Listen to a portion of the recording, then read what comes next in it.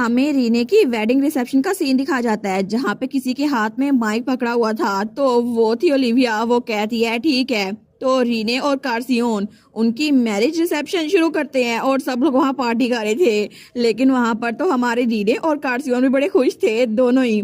लेकिन दूर वहां पर कौन उदास सा खड़ा हुआ था और तब वो उनको देखकर थोड़ा उदास होते हुए अपनी ड्रिंक पीता है। लेकिन थोड़ी देर बाद कुन ने वहां ट्रेडिशनल डांस किया था एब्सेंथस का।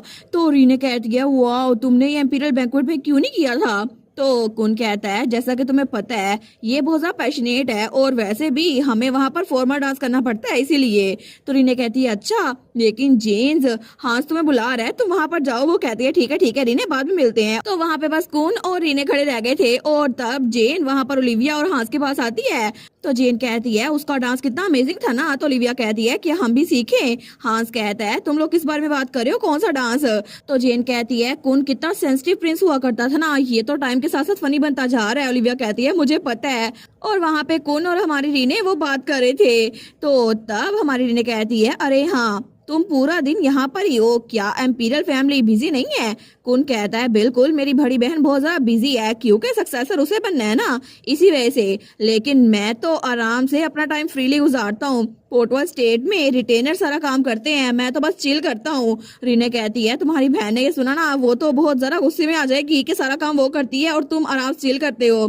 तो वो कहता है कोई बात नहीं अब इतना तो बनता ही है मेरा। तो रीने कहती है सब लोग अपनी लाइफ में आगे बढ़ गए हैं। अरे हाँ मैं तो तुमसे पूछना ही भूल गई पिछले बैंक्वेट में तुमने और ग्रैंडपा ने एम्पर के सामने मुझे डिफेंड किया था पब्लिकली। क्या उस वक्त कुछ अजीब नहीं हुआ था कहीं एम्पर ने तुम लोग को डांटा तो नहीं। तो कौन कहता है अच्छा उस वक्त।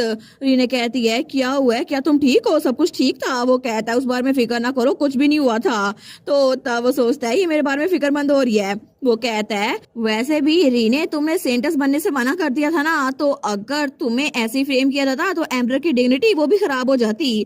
तो रीने कहती है अच्छा ये हुआ था लेकिन फिर भी मैं कोई सेंटस तो नहीं बन सकती ना मैं तो कोई आम सी हर्बलिस्ट हूँ। वो कहता है आम सी तुम तो बिल्कुल नहीं बदली। और तब उसके कान में कुछ कह रहा था। वो कहता है एक्चुअली हुआ ये था। तो रीने उसकी बात सुन रही थी लेकिन तभी दूर कार्सियोन खड़ा उन दोनों को देख रहा था और उससे कुन का रीने के करीब होना बिल्कुल अच्छा नहीं लग रहा था। तो रीने कहती है सच में सोफिया ने एम्पर को धमकी दी वो उनको डाइवोर्स दे देंगी।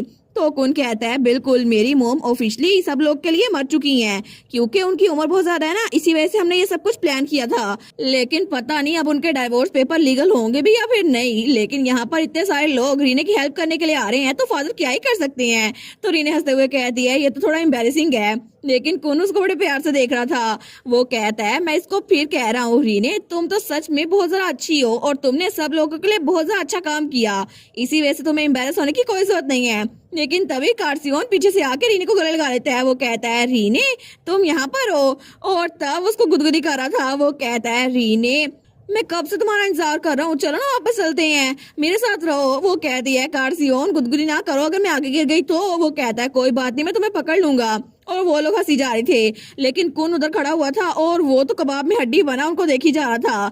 तो रीने कहती है इतने सब लोग के सामने ये मत किया करो। लेकिन तब कुन कहता है ये रिसेप्शन रीने और कार्सियोन दोनों के लिए है तो मुझे लगता है कार्सियोन तुम्हें रीने को अकेला छोड़ना चाहिए ताकि वो अपने गेस्ट के साथ सेलिब्रेट कर सके। और तब स्माइल करते हुए कहता है रीने क्या तुम थोड़ी देर के लिए मेरे साथ और रुक सकती हो। रीने कहती है एक मिनट रुको।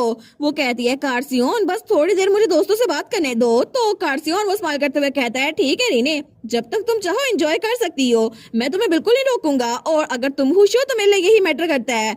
और तब हंसते हुए कहता है मैं तो बस यहाँ पर इसलिए आया था क्योंकि मैं तुम्हें मिस कर रहा था लेकिन अब मैंने तुम्हें अपनी आंखों से देख लिया ना तो अब बिल्कुल ठीक है। वो कहती है सच्ची। तो वो कहता है ठीक है रीने मैं तुम्हारी साइड थोड़ी देर के लिए छोड़ के जा रहा हूँ अगर तुम्हें मुझे बुलाना हो ना तो बस बुला लेना ओके। तो कुन कहता है थैंक यू मैं चाहता हूँ कि आप दोनों हमेशा फ्यूचर में खुश रहें। तो कार्सियोन उसको बड़ी तीखी नजर से देखता है लेकिन रीने के गाल पे किस करते हुए कहता है ठीक है रीने अब मैं चलता हूँ। और वो जाते हुए कहता है मैं जाके फ्योर को तंग करता हूँ। रीने कहती है ठीक है उसे तंग करो। लेकिन तब कुन कहता है रीने मुझे यकीन नहीं होता कि लोग इतनी जल्दी बदल सकते हैं बाय एनी चांस अगर तुम फ्यूचर में कभी डिसअपॉइंट हुई। तो रीना स्माइल करते हुए कहती है मैं जानती हूँ तुम किस बारे में फिक्रमंद हो रहे हो और वैसे भी अकेडमी के बाकी दोस्त भी मेरे बारे में फिक्रमंद थे लेकिन कार्सियोन वो कभी भी मेरे साथ बुरा नहीं कर सकता और फ्योर के अलावा हर कोई कार्सियोन से डरता है।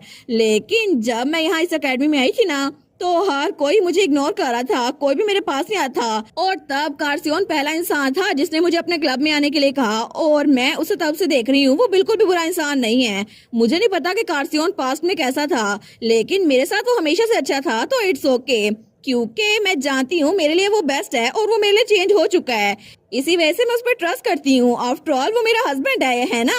तो तब कुन वो भी स्माइल करते हुए कहता है, ठीक है, अगर तुम ये चाहती हो तो फिर मुझे माफ करना, मैंने गलत बोल दिया। और अगर तुम माइंड ना करो तो प्लीज ऐसे प्रिटेंड करना जैसे तुमने सुना ही ना होगा। और मैं उम्मीद करता हूँ तुम फ्यूचर में खुश रहो। और तभी उसे याद आता है जब रीने एकेडमी में थी, और तब उसको बड़े प्यार से देखते हुए कहता है, मैं उम्मीद करता हूँ तुम जिस जगह भी रहो हमेशा खुश रहो, और ये दुनिया ये हमेशा तुम्हारे लिए अच्छी बनी रहे। लेकिन कुन बार बार उसे कार्सियोन के साथ इमेजिन किए जा रहा था। वो कहता है, कांग्रेचुलेशन रीने, लेकिन तभी वो पलटने लगता है। तो रीने उसको रोकते हुए कहती है, हे तुम कहाँ जा रहे हो, हमें ग्रुप फोटो भी लेनी है, ग्रैंडपा के साथ तुम्हें खड़े होना है, जल्दी करो, लाइन में लगो। वो कहता है, लेकिन ये तो फैमिली फोटो नहीं है।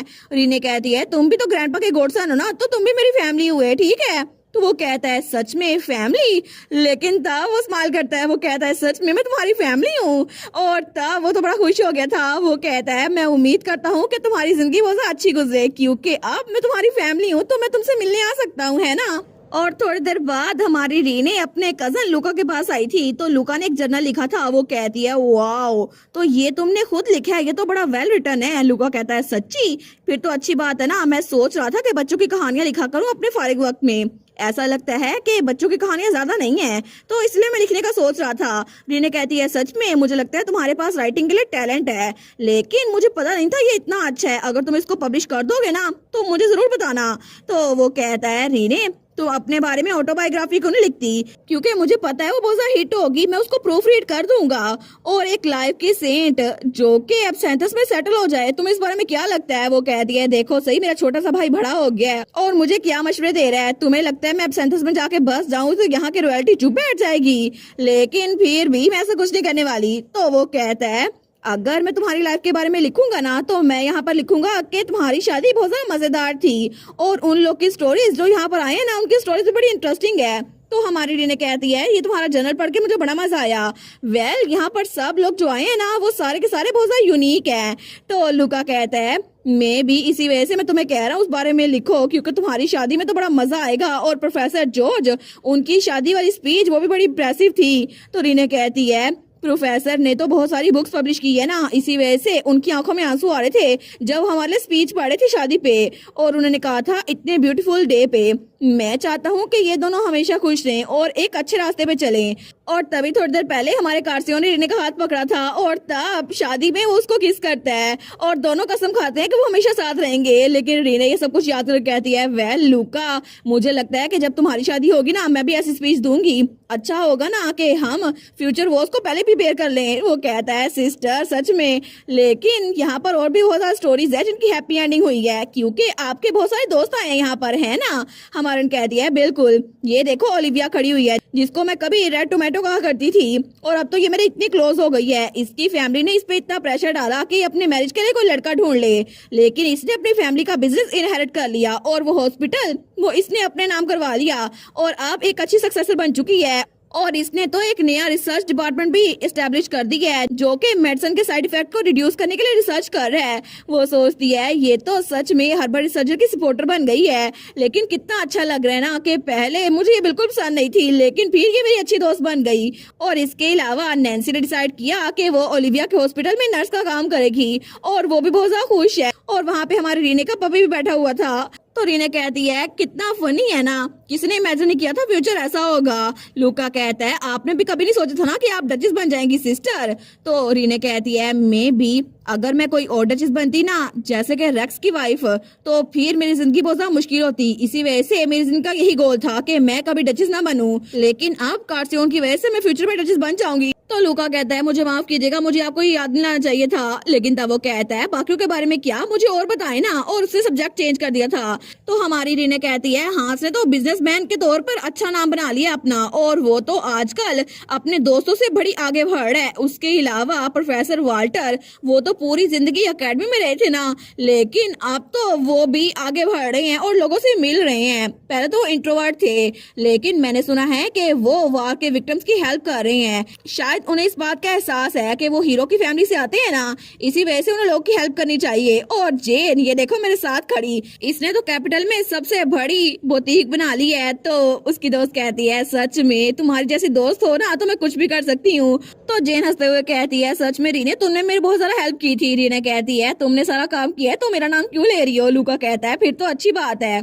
हमारी रीने कहती है सच में बस यही था, ऐसा लगता है कि सबकी लाइफ अच्छी हो गई है। तो लूका कहता है बिल्कुल सिस्टर बहुत ज्यादा अच्छी हो गई है क्योंकि आपने बहुत अच्छे दोस्त बनाए हैं। तो जेन कहती है और फैमिली मेंबर्स भी तुम्हारे बहुत ज्यादा वंडरफुल है। और इसके अलावा हम सब में सबसे ज्यादा बेस्ट जो है ना वो तो डेफिनेटली फ्योर ही है। और फ्योर वहां से किसी से हंस के बातें कर रहा था। तो जेन कहती है मैंने सुना था कि वो एम्पीरियल नाइट्स के साथ शामिल है ना, तो हमारे क्लाइंट में कोई एम्पीरियल नाइट भी था। मैंने सुना है कि वो जिस लड़की को पसंद करता था ना उसने उसकी शादी किसी और से करवा दी है। और ऐसा लगता है कि नाइट कमांडर्स का हेड वो उस लड़की का फादर था, लेकिन आजकल वो फ्योर के साथ बड़े गुस्से में रह रहा है। तो लूका कहता है मैंने भी इस बारे में सुना था। तो जेन कहती है क्या सच में, मैंने तो सुना था कि फ्योर एक प्ले बॉय है। तो लूका कहता है आपको इस बात का पता नहीं था सिस्टर, लेकिन वो सच में एक प्ले बॉय था। तो जेन कहती है ये अंडरस्टैंडेबल है, तुम्हें पता नहीं था। वो कहती है मुझे पता था, मुझे लगा था शायद वो एवरेज होगा, लेकिन उसने तो लड़कियों के साथ बहुत सारी डेटिंग की थी और अब देखो किसी लड़की के पास ही नहीं जाता। लेकिन मुझे लगता है कि उसने अपनी तलवार ही किसी और लड़की के उठाई होगी। जेन कहती है अच्छा ऐसा है। वो कहती है एक बार हुआ भी ऐसा था, मैंने उसे किसी लड़की के साथ पकड़ा था, लेकिन तभी फ्योर उसके पास आता है। वो कहता है क्या तुम लोग मेरी पीठ पीछे बातें कर रहे हो। तो हमारी हीरोइन कहती है क्या तुम कब भाग गए। तो तभी लूका और जेन तो भाग जाते हैं। वो कहते हैं हम जाके फ्लावर्स को देखते हैं, बड़े प्रिटी है। तो हमारी हीरोइन कहती है तुम दोनों ट्रेटर्स मुझे छोड़ के भाग गए हो। वो कहती है हम तो बस अच्छी चीजों की बात कर रहे थे, अच्छी चीजों की। तो फ्योर कहता है मैं श्योर हूँ तुम कर रही थी। तो हमारी रीने कहती है फ्योर मैंने सुना था कि आजकल तुम नाइट हेडक्वार्टर में रह रहे हो, क्या वहाँ पर तुम कुछ ज्यादा ऑब्सेस नहीं हो गए, लेकिन कोई हॉबी तो बना लो। तो वो कहता है तुम तो बिल्कुल मोम की तरह डांट रही हो। तो रीने कहती है क्या तुम्हें कोई मैरिज प्रपोजल नहीं मिल रहे। तो फ्योर कहता है जो उस दिन तुमने मुझे डंप किया था उसके अलावा। वो कहती है मुझे माफ कर देना, मुझे तुम्हें डंप करना ही था, मुझे नहीं पता था वो तुम हो। लेकिन तभी वहां पे प्रोफेसर वाल्टर आते हुए कहता है मैंने इससे पहले इस बारे में पूछा था, लेकिन इसने कहा अब इसको डेट करने में कोई इंटरेस्ट नहीं है। पहले तो मेरी क्लास में होता था तो तकरीबन हर एक लड़की को इसने डेट कर रखा था। फ्योर कहता है अब मैं अपनी लाइफ कंफर्टेबली गुजार रहा हूँ प्रोफेसर, अब आप ऐसे ताने मत दें। तो प्रोफेसर वाल्टर कहता है अच्छा अगर हम शादी की बात कर रहे हैं रीने, क्या तुम्हें पता है कमांडर की बेटी उसके बारे में तुमने कहानी सुनी है। तो फ्योर कहता है रुके ये मत बताएं। तो रीने कहती है क्या, लेकिन तभी वो कहती है कार्सियोन जल्दी आओ और इसको पकड़ लो। और कार्सियोन मैजिक सर्कल से वहां पे आ जाता है अपने पार्टनर मार्क के जरिए और तब वो फ्योर को पकड़ लेता है। वो कहता है तुम दोनों इसमें इकट्ठे हो, लेकिन तब प्रोफेसर को बताना शुरू करता है असल में कुछ अरसे पहले फ्योर की मैरिज बात चल रही थी उस फैमिली के साथ। तो रीने कहती है अच्छा इसका मतलब है इनकी जोड़ी बन सकती है। तो वो कहता है लेकिन बाद में उसको पता चला कि वो लड़की किसी और को पसंद करती है, इसी वजह से उसने एम्पीरियल नाइट कमांडर की बात ना मानते हुए उसकी बेटी की शादी दूसरे लड़के से करवा दी और उनकी जोड़ी अच्छे से बन गई है।